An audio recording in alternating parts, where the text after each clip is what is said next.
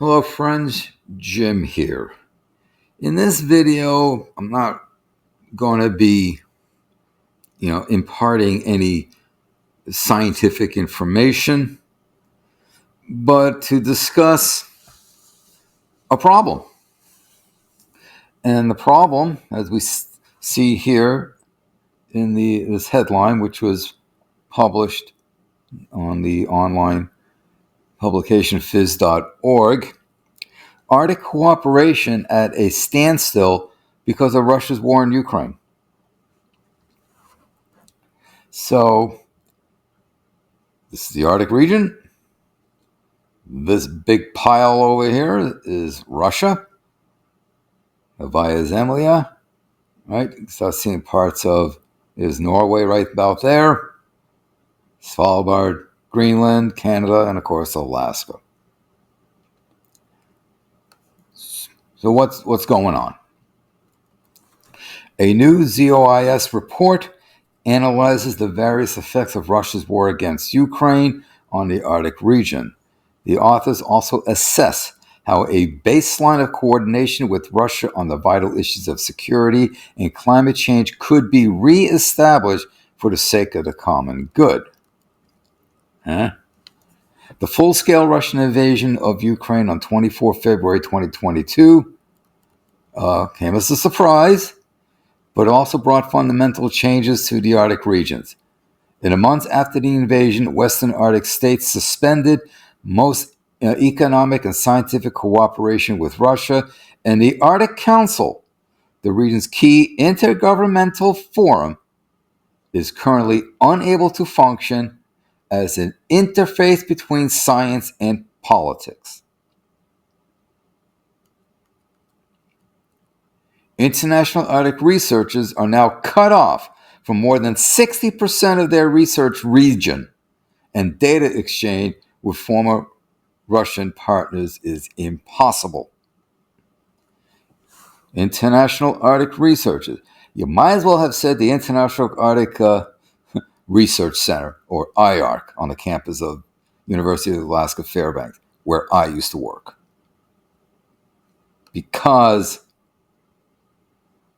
Russia's claims a great chunk as their waters here. We're missing out on the data of all that's happening here, right? We're missing out on this now. It used to be that, let's say a expedition led by a Russian research team, they would have on board with them, researchers from the U.S., Canada, Scandinavian countries, European countries, and so forth, and they collecting the data, and they both analyze it and collaborate and discuss the findings, how to interpret the data, and so on. And likewise, if there were expeditions over on the North American side, Russian scientists would be invited along to partake in those scientific studies. No more. That is not happening anymore. And now, because that's been shut off, we now have basically 2 years and running of lost data. This is going to slow our analyses of the Arctic, especially now when we're looking at things like the landification of the Arctic Ocean, or what's the halocline doing. Rebecca Woodgate and her team, they studied the Bering Strait and Bering Sea into the Chukchi Sea. Well, Russia's right there. There's some tensions there. Her work is being impacted. So we're not getting the full measure of how much extra heat is now flowing in from Fram swinging over on the Eurasian side. And it's being hampered going through Bering is what is the flow in Sverdrups and what's the heat content, so forth. It's impacting. All we can do now is take measurements on this side and try to infer. Well, inferring is not as preferable as actually running the transcripts, getting the data. So this is a problem. And don't forget, we have methane issues here. The East Siberian Sea, the Laptev Sea, especially at the shelf break. The thermogenic versus biogenic source method. So now we're losing out on the estimates of the methane releases. This is a major, major problem.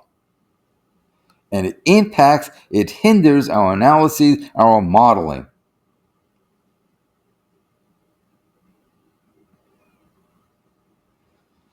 As I said, cut off from 60% of the research region. We're no longer able to exchange data with our Russian colleagues. Long-term consequences could be drastic. The Arctic warming is an important indicator of global climate developments. And, just like I just said a few seconds ago, without data exchange, it will be impossible to model the broader impacts of climate change. And if you think for one moment that the Putin regime gives a rat's ass about climate change, well, I've got a bridge to sell you.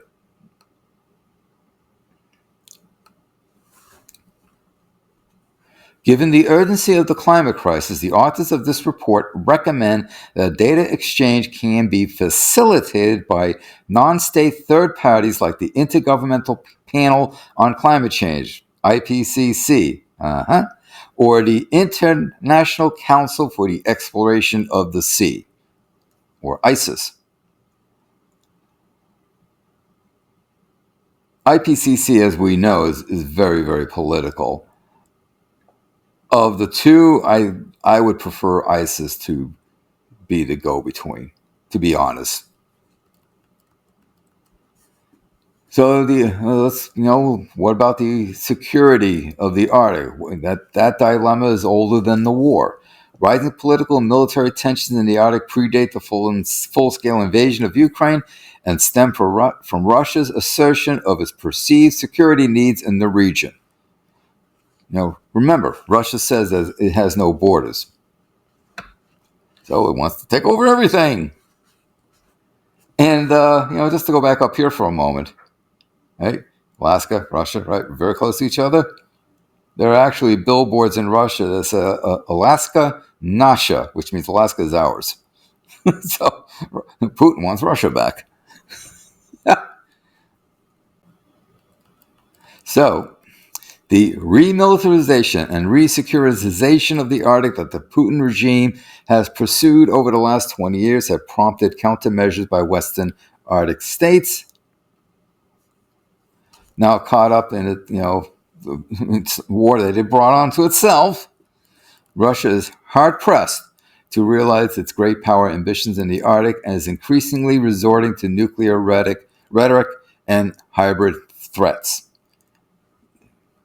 There was talk recently of let's just detonate a nuclear device over Siberia, over the East Siberian Sea. It's like, why?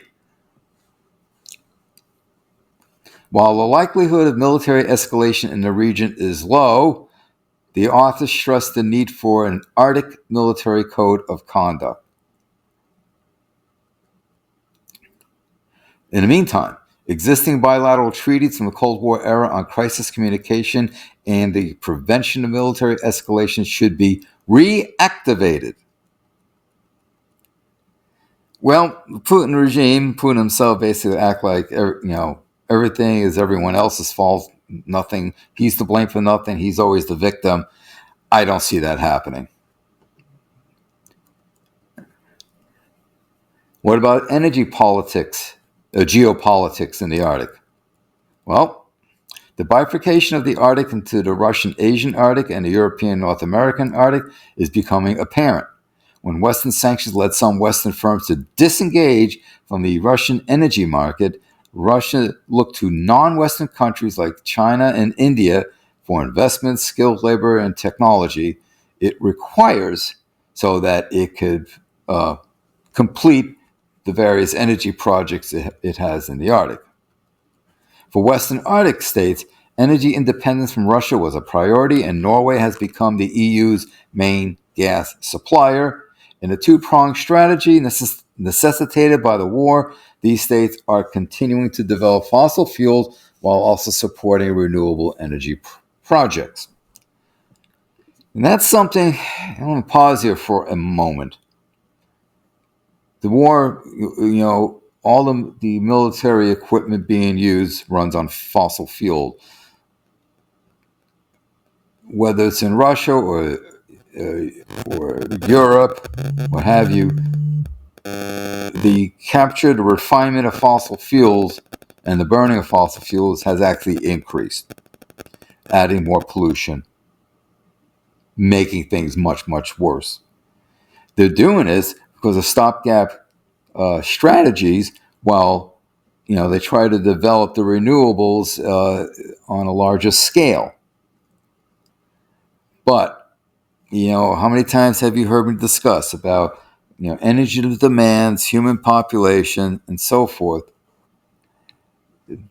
This isn't just about what Russia's doing to Ukraine. He's now threatening other countries, but it's just how it's making the overall climate situation far, far worse.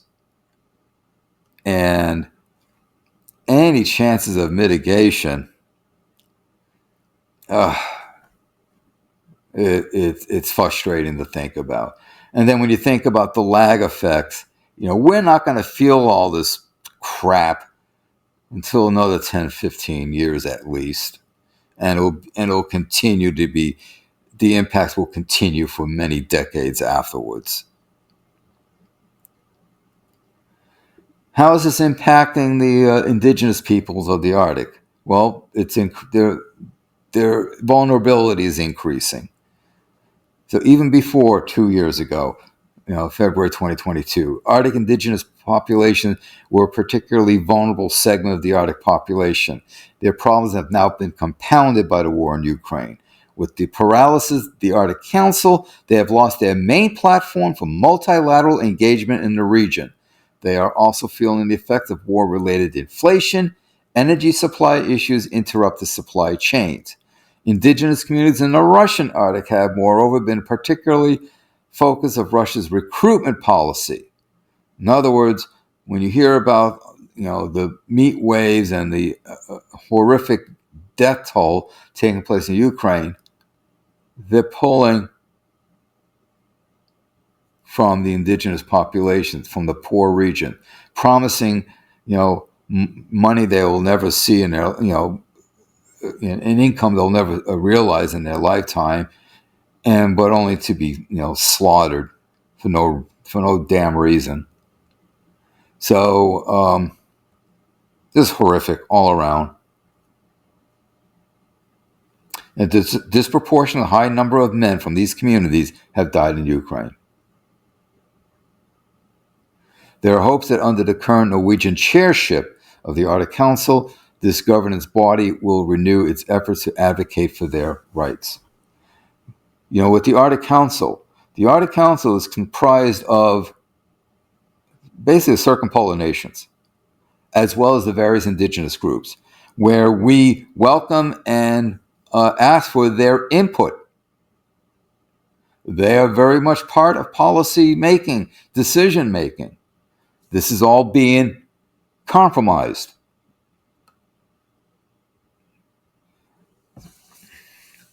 So this little adventure of Vladdy, because he just doesn't like Ukraine, has just had major ripple effects across the entire planet. And it's having a huge impact on the Arctic region, which, because we don't have that data, we're not able to make the best possible assessments. So now there's a lot more guesswork involved. Our modeling, our assessment of what's going on in the Arctic, how it's changing, is severely compromised. And when we need this data the most, we're not getting it. We're not having access to it. So this is just extremely unfortunate. It's unfortunate, it's sad, and it was needless. This would not be happening if it wasn't for one man's imperialistic notions. And I think that is what really pisses me off more than anything else. The loss of data, the loss of working with colleagues.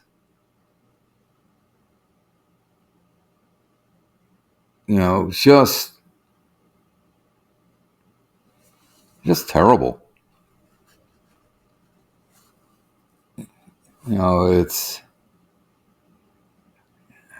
It just saddens me. It really does. I mean, you take, for example, Igor Semeltov and Natalia, Shakova.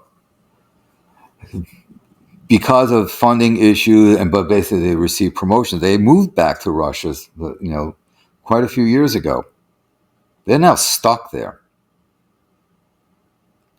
Russia does not allow emails in or out.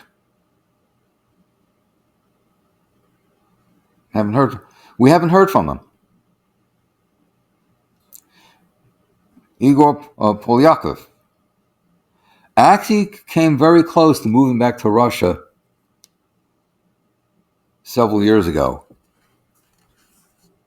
We had a discussion about that. And the long short of it was that he decided not to because his daughter was here. His daughter was going to school here. And he didn't want to uproot her. And given what's happening now, I'm glad he didn't.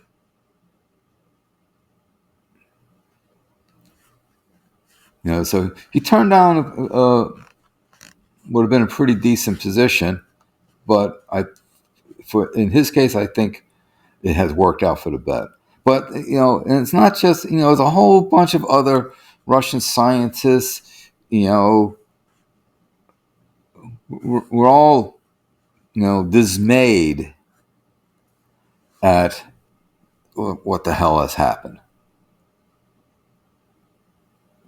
The science is being compromised, but there was no need for all of this nonsense. Okay, end of my lamentations here. Just wanted to share this with you that, yes, I know some of you have asked me about this before on my videos or podcasts I've been on. It's a problem.